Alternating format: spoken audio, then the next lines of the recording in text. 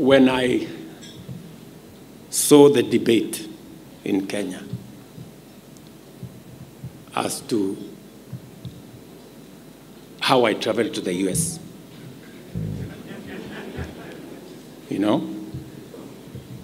and there was, all manner of figures, this plane is this big and it is like this, Google here, Google there.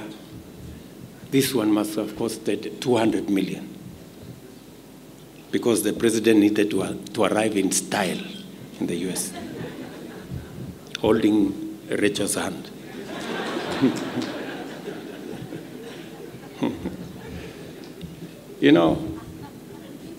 I am a very responsible steward.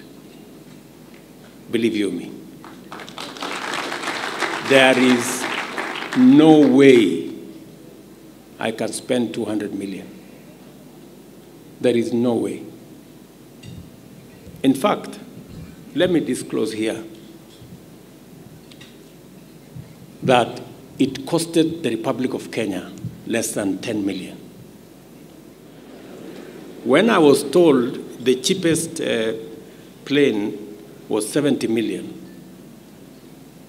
I told my office, go book Kenya Airways. Yeah? So when some friends of mine heard that I was going to travel Kenya Airways, and we have built a big reputation as a country. We have built friends. Some friends told me, how much do you want to pay? I said, I'm not ready to pay more than 20 million. They said, bring 10 million, we will give you the plane.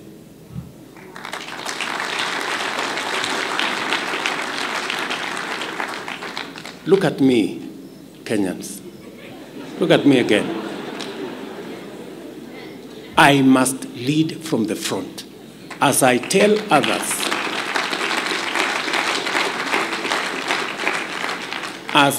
others to tighten up their belt, mine must be where to begin. So relax, and the debate must end because I am that responsible. And it is going to be that way.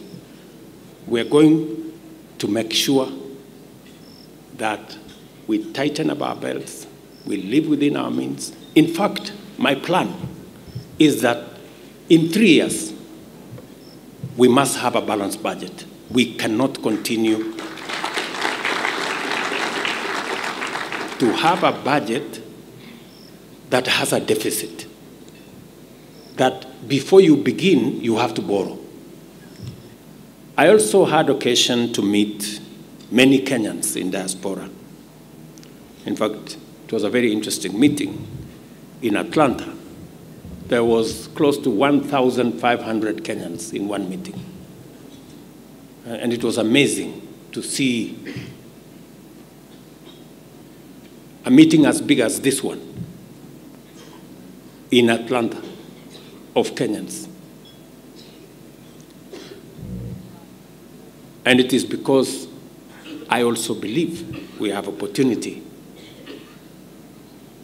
for creating more opportunities for employment for Kenyans in the diaspora.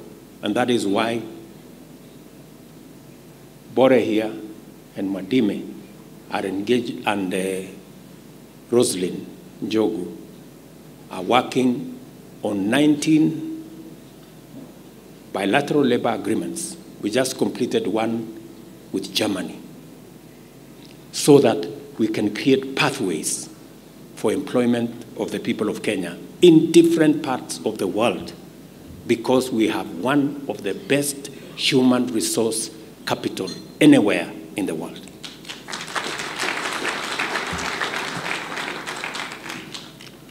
Therefore, despite all the challenges, I believe strongly that every generation is called upon to rise up and tackle the challenges of their time.